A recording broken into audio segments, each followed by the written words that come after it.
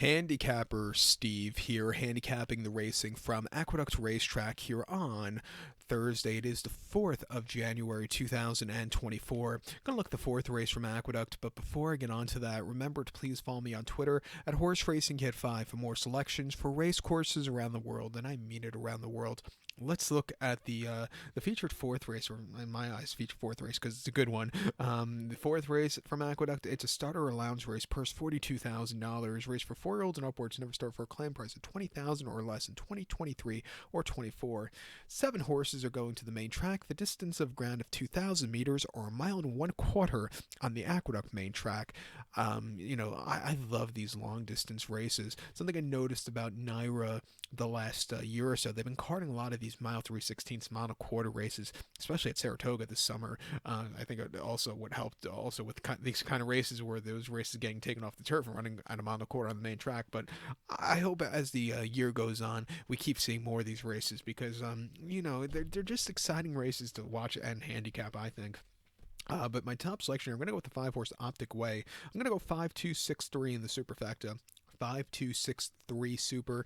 Top selection of 5-horse Optic Way. This 9-year-old gelding by Cable Boy. Oscar Barrera III trains. Dylan Davis had a decent opening day, gets the mount. The horse's most recent outing came 26 November at Aqueduct, at mile and eighth in a start allowance race, 25,000, and he finished second by a length that day, and he was on the front end that day. He kind of yielded late. I think he just he probably needed the race that day. Also maybe a little bit too fast to that 3/4 there, but refreshing here.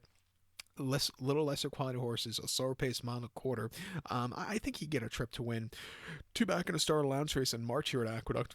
Good bit seal main track, 1 mile there. He finished third by 7 1/4 lengths that day. And he stalked, and he never had the turn of foot. He was wide. It just wasn't a recipe for success that day. And then mid-March at Aqueduct, mile and eighth and claiming 32. He finished second by 2 1/4 lengths that day, and he was off and on the lead throughout. He had the lead for a split portion, and then, the closers got to him. Exciting race to the finish, but he ran his heart out that day. And then early March on Gotham Day, I believe, 1 mile on the slop and claiming 25. He finished second by 2 3/4 lengths that day, and on the front end, most of the race, he kind of yielded late. What can you do? He just kind of went very fast to that half there. And then January at Aqueduct, 1 mile and claiming 20, finished fifth by 4 lengths, and very, very rambunctious horse, but I like him back to a mile and a quarter here today. He's training well. I'll give him a shot on the ticket. So he should definitely be fresh second off the bench. I think the 2-horse here, Bold Victory for Dick Dutrow and Jose Gomez, could get a trip to win. 2 back actually ran a mile and eighth and claimed 25 locally, where she won by a nose, closing up from nowhere. Great ride by Dylan Davis to get the job done.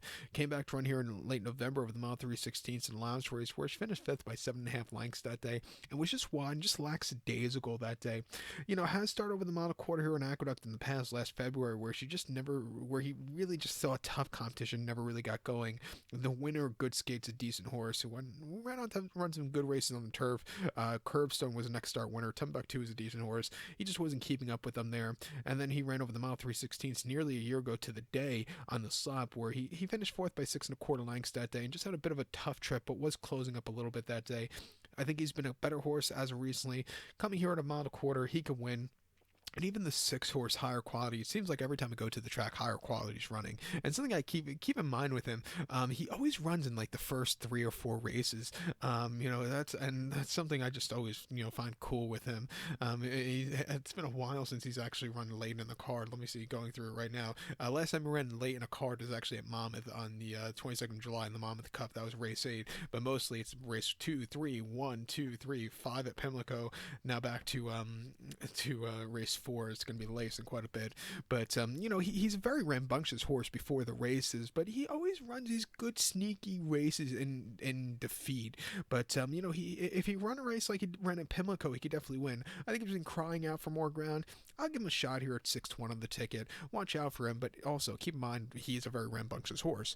But to recap my selection for the 4th from Aqueduct now, I'm going to take the 5-horse Optic Way, give kudos to the 2-horse Bold Victory and the 6-horse higher quality, 5-2-6-3 super, 5-2-6 in the multi-race. So good luck to all, and please follow me on Twitter at Horse Racing Kid 5. Good luck everybody.